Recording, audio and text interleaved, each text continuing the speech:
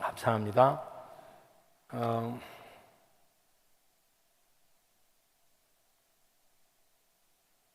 네, 우리 성경학교 오늘까지 진행 중인데 우리 교회 아이들 보시면 환영해 주시고 또 선생님들 격려해 주시고 또 늘 기도해 주시고 또 그렇게 해 주실 줄로 믿습니다. 이 교회에 제가 와서 듣기에 교회에 어린이들이 줄고 또 학생들이 줄고 청년들이 없다고 하는데 우리 교회 귀한 아이들, 학생들, 청년들이 많이 있는 것이 감사하고 이 지역에 더 많은 어린이들이 있을 텐데 우리가 또 잘 인도하고 또 잘 올 수 있는 교회가 또 더욱 되어야겠습니다. 우리 교사들 위해서 또 늘 기도해 주시고 하시기 바랍니다. 성경 말씀 찾아보실까요? 성경 말씀 오늘 마태복음 5장 말씀 다시 보시겠습니다. 마태복음 5장 1절에서 10절 우리 팔복 말씀 다시 살펴보겠습니다. 마태복음 5장 1절에서 10절을 제가 한 절 읽고 여러분이 한 절 읽고 교독하시고 맨 마지막 절은 이제 또 같이 읽도록 하겠습니다.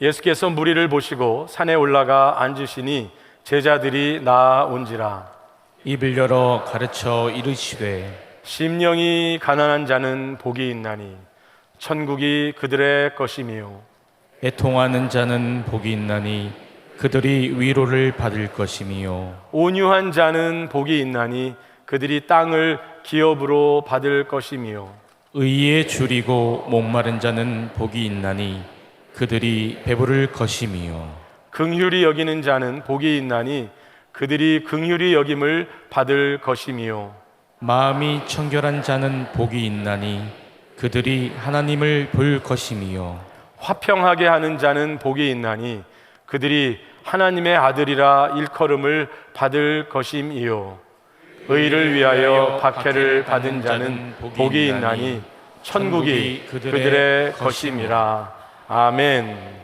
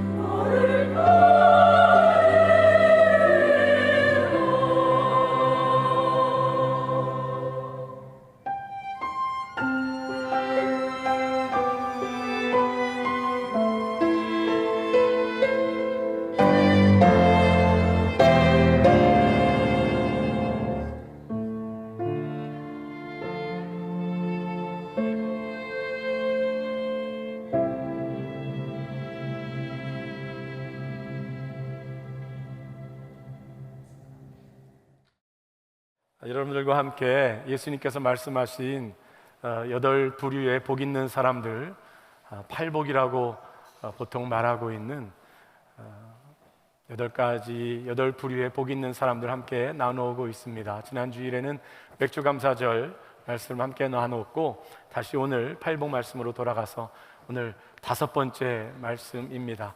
5번째, 예수님께서 복 있다고 하신 사람들은 어떤 사람들일까요? 긍휼히 여기는 자는 복이 있다라고 말씀하셨습니다.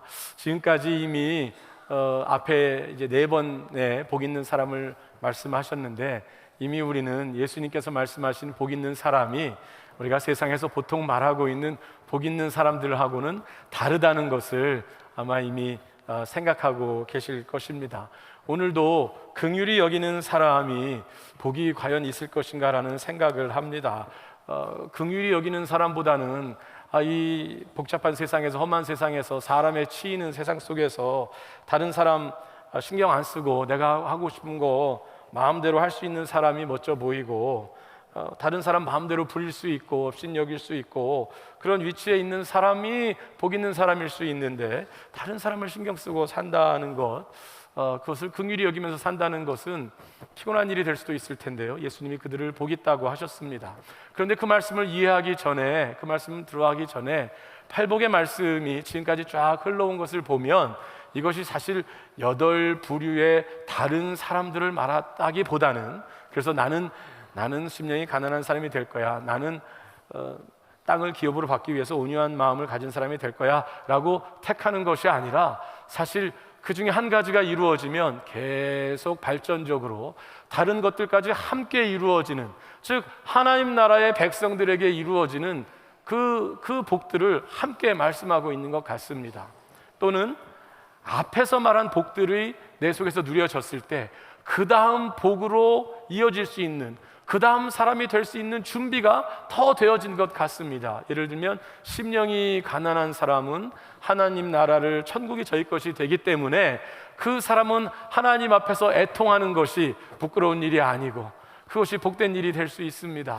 애통하는 사람, 하나님께 위로를 받았더니 그 마음에는 불안함이나 두려움이나 강포함이 없고 온유함이 있게 되지요. 그 온유한 사람은 이제 하나님께서 그 속사람을 다스리고 속마음 가운데 하나님 나라를 경험한 사람들은 그 하나님의 공의와 하나님의 나라가 공동체 가운데, 사회 가운데, 세상 가운데에도 임할 것을 꿈꾸며 그 삶을 살기로 다짐을 합니다. 그것이 의에 줄이고 목마른 사람이 되겠지요. 하나님의 의가 포함하고 있는 그 공동체적, 사회적, 그 창조 세계에 대한, 그래서 내 속에서 이루어진 것이 세상 속에서 이루어지기를 바라는 것으로 발전되어질 것입니다. 그런데 오늘 말씀은 그 하나님의 의가 이루어지기를 바라는 것, 하나님의 의가 나를 다스리셔서 나도 의로운 삶을 살고 세상이 의로워지기를 바라는 그 간절함이 있는 그 첫 번째, 그 의로움이 실천돼야 할 첫 번째 영역을 말하고 있는 것 같습니다.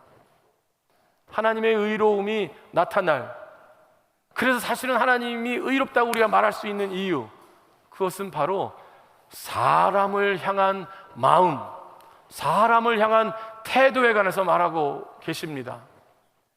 의로움이 세상이 의로워지기를 바라면서, 그러나 그 의로움이 내 자신 속에 가득한 의를 확대하는 것, 확장하는 것, 그것으로 끝난다면 그 의로움은 굉장히 살벌한 의로움이 됐을 수 있고, 굉장히 분열시키는 의로움이 될 수 있고, 파괴적인 그런 배타적인 의로움이 될 수 있습니다. 오늘 예수님께서는 의에 줄이고 목마른 사람에게 있어야 할 첫 번째 요소로 다른 사람을, 내 옆에 있는 다른 사람을 어떻게 보아야 하는지 말씀하시고 계십니다. 그것은 긍휼히 여기는 자가 되어야 된다는 것입니다. 전에 저에게 조심스럽게 말씀하신 분을 하신 말씀이 기억이 납니다. 그분이 뭐라고 그러시냐면, 자기는 그 자신이 살아온 환경 때문인지, 자신의 습관 때문인지, 아니면 살아오면서 겪은 사람들에게 치인 것들, 그 사람에 대한 그 피곤한 것들, 이것 때문에 그러는지, 기차에서든지 어떤 공중장소에든지 사람을 딱 보면 너무 부정적인 것들이 먼저 딱 눈에 띄인다는 겁니다. 아, 저 사람은 저러서 안 되고, 이 사람은 이래서 나쁜 사람이고, 이 사람은 이런 문제가 있을 것 같고, 그렇게 먼저 그것이 딱 사람을 보면 보인다는 겁니다. 그래서 그것에 대해서 하나님 앞에서 제가 왜 그런 마음을 갖게 되는지 그걸 조심스럽게 나눈 것을 제가 기억이 납니다. 여러분들은 사람을 보면 어떤 생각이 드시는지요? 오늘 예수님은 제자들에게 이렇게 말씀하십니다. 긍휼히 여기는 자가 복이 있다.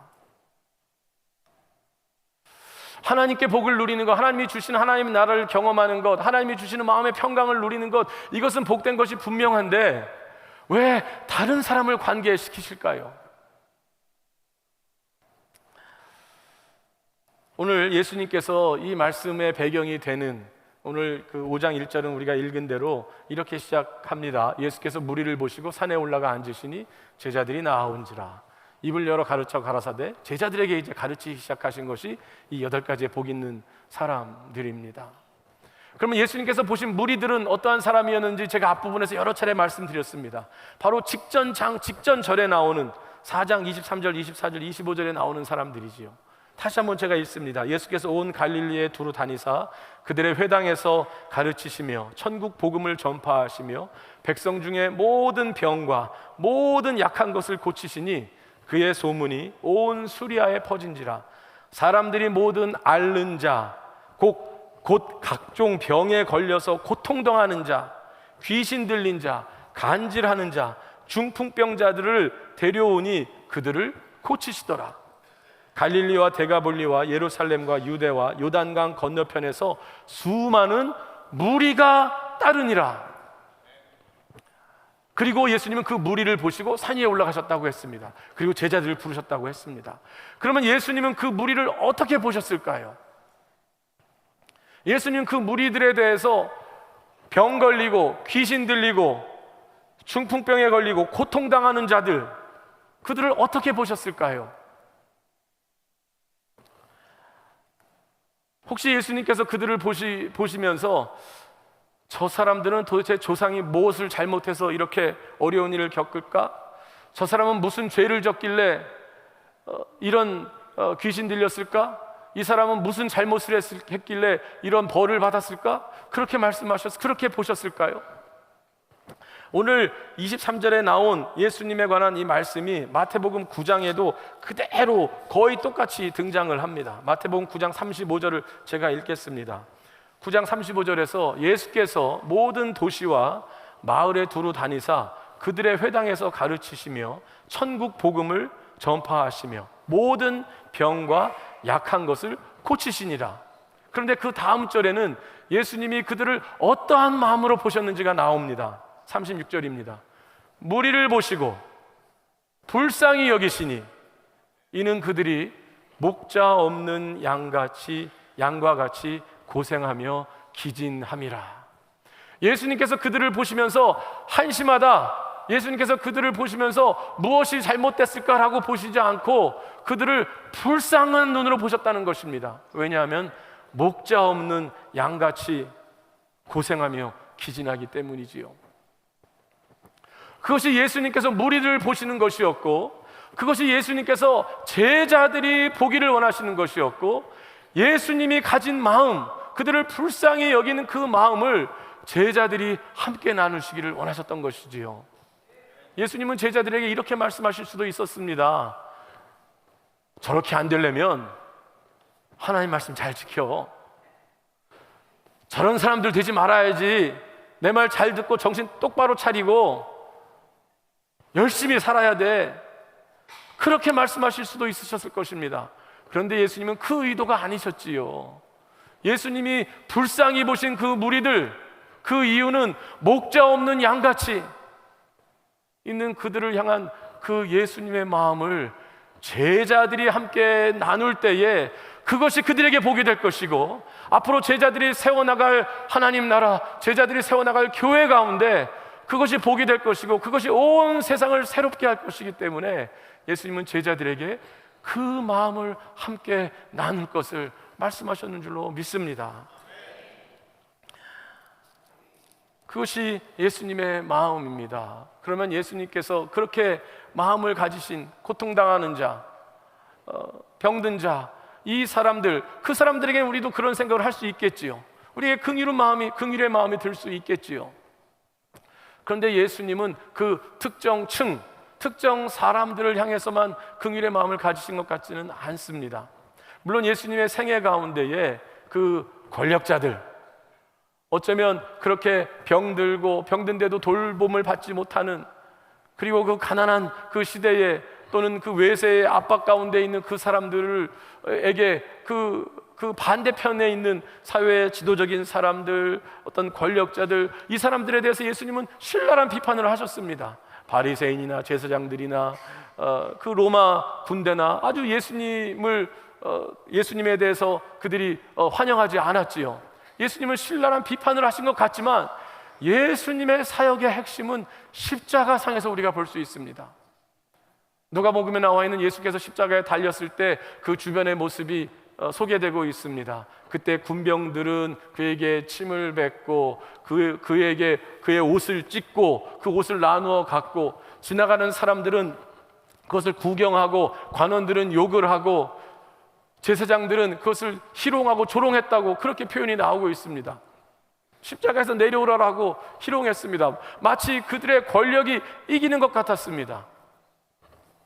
그때 예수님께서 그 십자가상에서 그 말씀 이후에 이렇게 소개가 되고 있습니다. 아버지요, 저들의 죄를 용서하소서. 저들은 자신들이 하는 것이 무엇인지 알지 못합니다. 그곳에 있는 그 군상들, 그 모든 사람들을 향하여 예수님이 가진 마음은 그들은 자신들이 하는 것이 무슨 일인지 모르고 있는 불쌍한 존재들입니다. 예수께서 십자가에서 그렇게 내려오시지 않고 죽으셔야만 그들에게는 구원이 있을 것입니다. 그들의 죄와 그들의 연약함을 대신하여 죽으시는 그 일을 그 사람들은 모르고 있었습니다. 즉 예수님께서는 어느 특별한 사람들만, 눈에 보이는 고통당하는 사람들을 위하여 긍휼의 마음을 가지신 것이 아니라 하나님을 떠난 모든 죄인들을 향한, 모든 인간들을 향한 긍휼의 마음으로 십자가를 지었습니다. 그것이 하나님의 마음이셨습니다.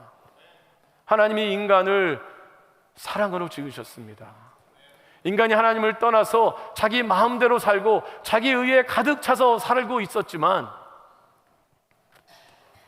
그러나 하나님은 그 하나님을 떠난 인간들을, 그에게 있는 하나님을 거부한 것들, 그 죄 가운데 있는 인간들을, 그 죄인을 싫어하시고 미워하셨지만 인간을 향한 사랑과 인간을 향한 긍휼 때문에 그들을 구원하시기로 작정하셨습니다.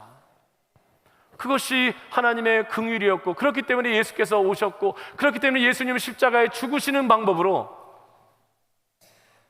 하나님이 우리를 향한 그 사랑을 보여주셨습니다. 로마서 5장은 이렇게 말합니다. 우리가 아직 죄인 되었을 때에 그리스도께서 우리를 위하여 죽으심으로 우리에 대한 자기의 사랑을 확증하셨느니라.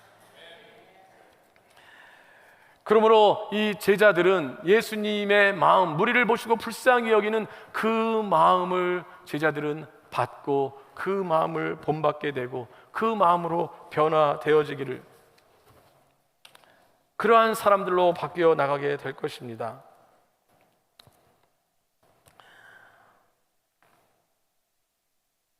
그런데 그 일들을 예수님께서는 왜 제자들에게 예수님의 마음을 받아서 그들을 긍휼히 여기시고 무리를 긍휼히 여기도록 그 마음을 갖기를 원하셨을까요? 오늘 마태복음 5장 7절에 나와 있는 긍휼히 여기는 자는 복이 있나니, 그 다음 말씀을 우리가 사실은 더 이해를 해야 합니다.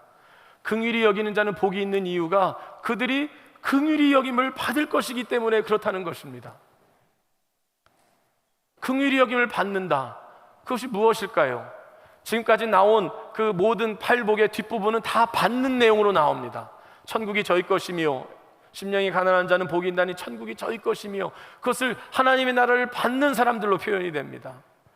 애통하는 자는 복이 있나니 저희가 위로를 받을 것이며, 온유한 자는 복이 있나니 저희가 땅을 기업으로 받을 것이며, 의에 줄이고 목마른 자는 복이 있나니 저희가 배부를 것이지만, 그것도 원 표현에 의하면 영어로도 그렇고 채움을 받을 것이다, 이렇게 되어 있습니다.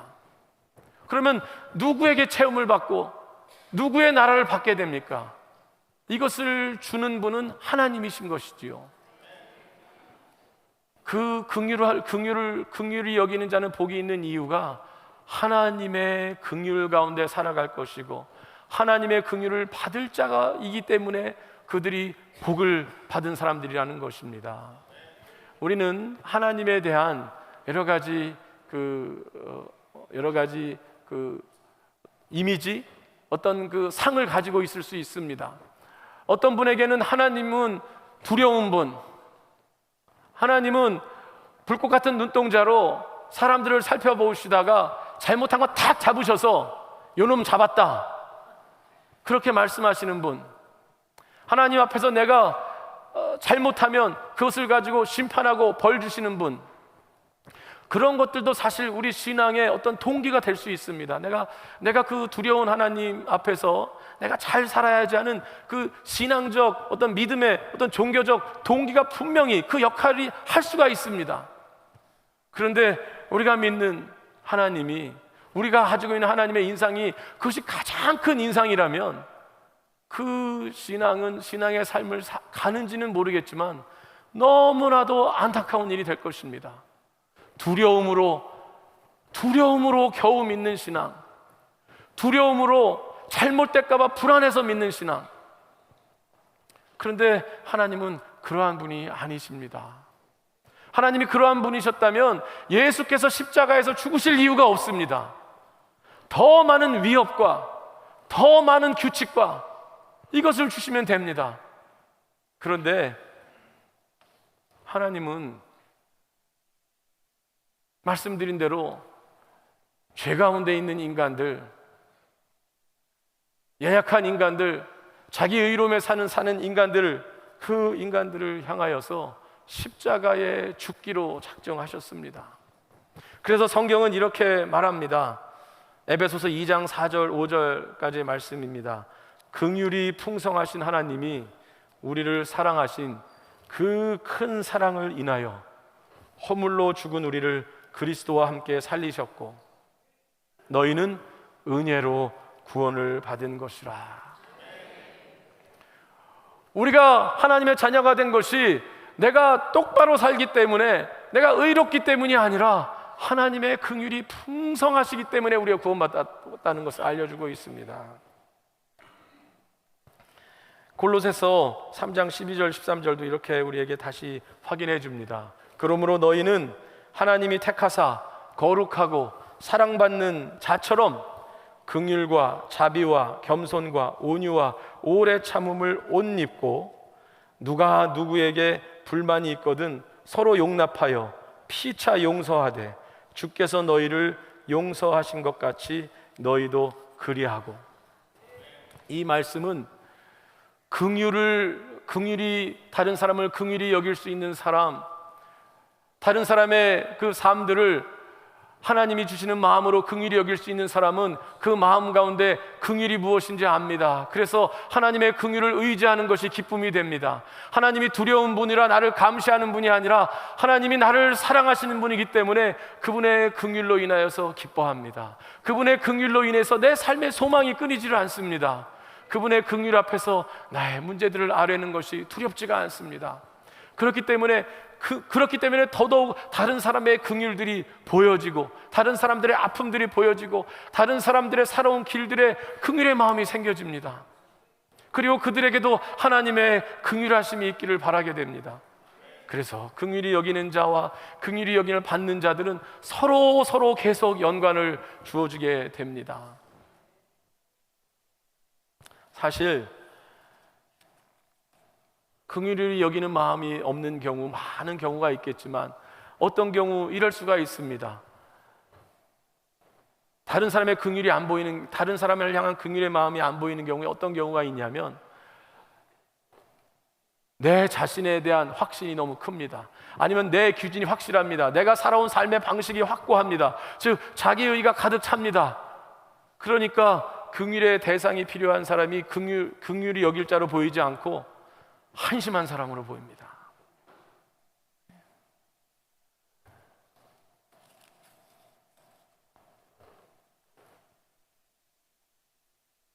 문제 있는 사람으로 보입니다. 그런데 그 마음은 또 어떻게 되냐면은 하나님을 향하여서도 의지하려고 하는 마음이 없습니다. 그런데 문제는 자기 의에 가득 차게 사는 사람이 행복할까요? 모든 것이 만족스럽지 않습니다. 심지어는 자기 자신에 대해서도 만족스럽지 못합니다. 자기 자신에도 만족스럽지 못하고 하나님 앞에서 자기의 의로움을 드러내서 그것으로 축복을 받고 싶은데 늘 불안합니다.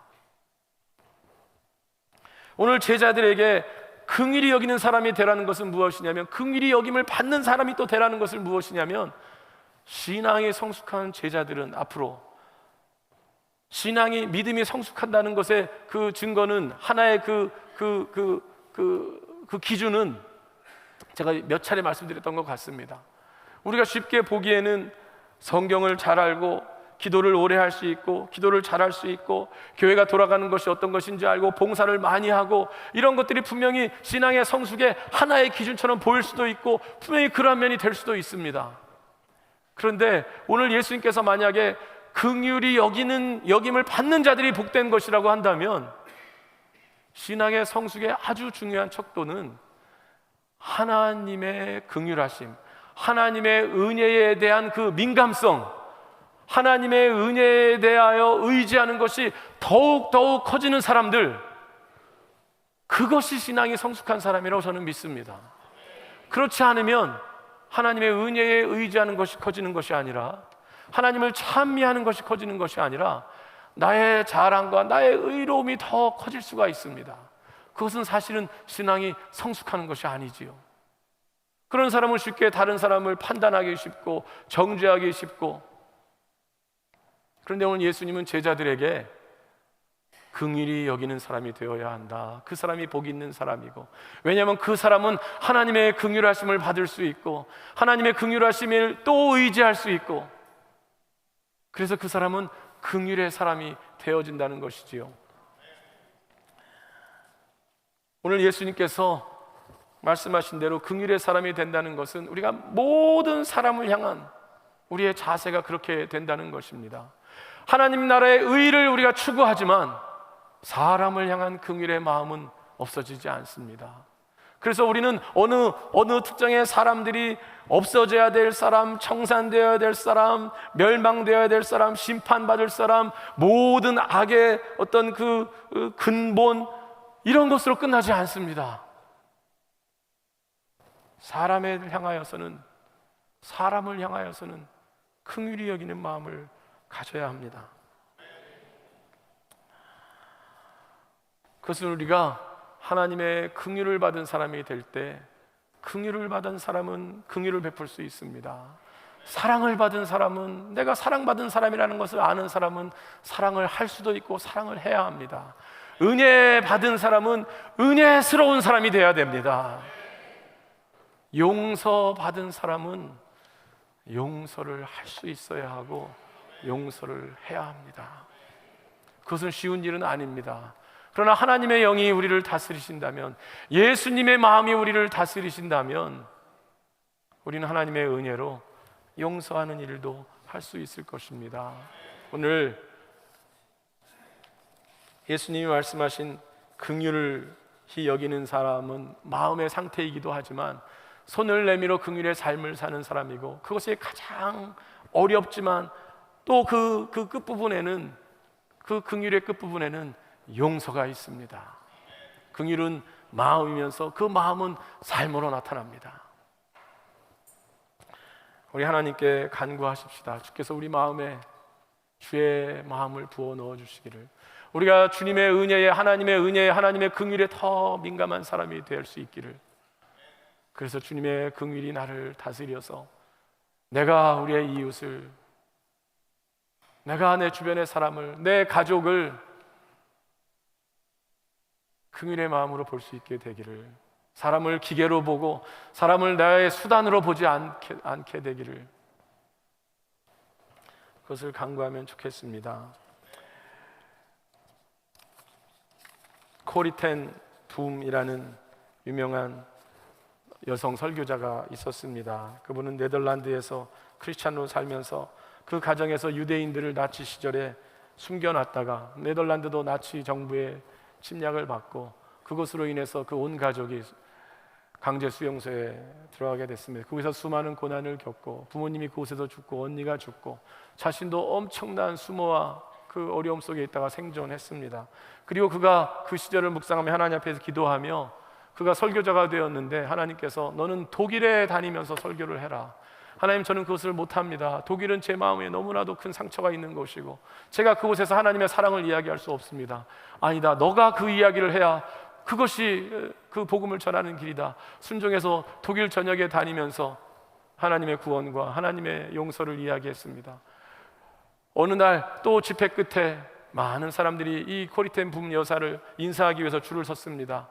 사람들을 악수하며 축복하는데 바로 몇 자리 뒤에 이제 악수할 사람이 보이는데, 그 남자가 자신이 그 강제 수용소에 있을 때에 거기에 간수 중에 한 명, 자신을 그렇게, 자기의 동료들을 그렇게 괴롭혔던 사람, 인간 취급을 안 했던 사람, 그 얼굴을 보는 순간에 자기의 옛날의 그 생각에 두려움에 차고 그 사람에 대한 그 마음들에 막 증오가 올라오고 옛날에 그 상처가 올라옵니다.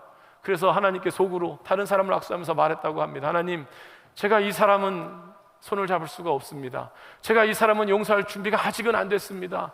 제가 그것은 안 됐습니다. 그런데 그 마음속에서 내가 그것을 설교하면서 오지 않았는가? 그 사람은 점점 가까이 옵니다. 아직 마음의 준비가 안 됐지만 그 사람이 가까이 왔을 때 하나님이 그의 손을 잡으라라는 그 말씀, 그 소리를 들으면서 그 할 수 없이 순종의 마음으로 손을 잡습니다. 그 사람은 이 고리텐 붐을 몰라보고 있는데 그 책에 이렇게 나옵니다. 내가 그 사람의 손을 잡는 순간에 하늘의 문이 열렸다. 그리고 하나님께서 그 은총의 빛으로 비춰주셔서 내 마음에 있던 그 증오와 그 상처들이, 그것이 사라지기 시작했다. 그분은 아무것도 모르고 우리에게, 당신이 네덜란드인데 우리에게 오셔서 용서를 말씀해 주셔서 고맙습니다. 저는 많은 죄를 지은 사람입니다. 그 이야기를 하더랍니다. 우리의 긍휼의 삶은 우리의 열심으로, 우리의 의로움으로는 쉽지 않을 것입니다. 그러나 주께서 우리를 위하여 죽으셨음을, 주께서 우리를 긍휼히 여기심을, 그리고 주께서 주님의 마음으로 우리에게 넣어주시기를, 그래서 우리가 그 주의 마음을 우리가 믿음으로 받아들인다면 우리 삶 가운데도 우리가 긍휼히 여기는 삶을 살아가게 될 줄로 믿습니다. 우리 안중교회 가운데에 이 긍휼의 영이 넘칠 수 있기를 바랍니다. 우리가 판단하고 지적하는 것보다 우리가 사람을 하나님의 마음으로, 그 사람을 긍휼히 여기고 우리의 가족과 목장 식구들과 우리의 이웃들을 긍휼히 여겨 나갈 때에 제자들이 시작했던 새로운 하나님의 나라가 우리 가운데도 또 계속될 것을 믿습니다.